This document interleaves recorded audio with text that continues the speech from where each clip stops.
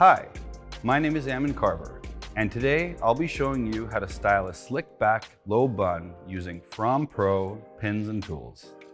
First, I'm using my Elite Polisher to smooth out the hair and tame the flyaways.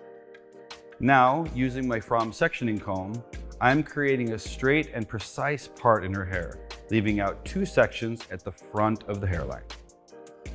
I'm going to secure these sections with rubberized clips so they stay out of the way.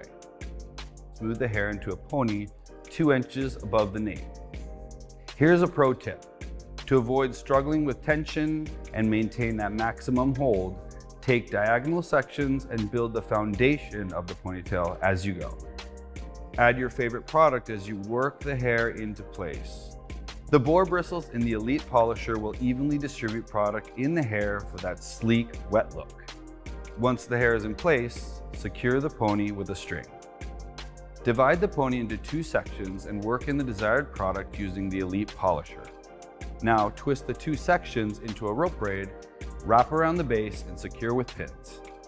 I'm using Fromm Pro pins because they match my client's hair color perfectly, and they also have a matte finish, so they really give us that extra grip.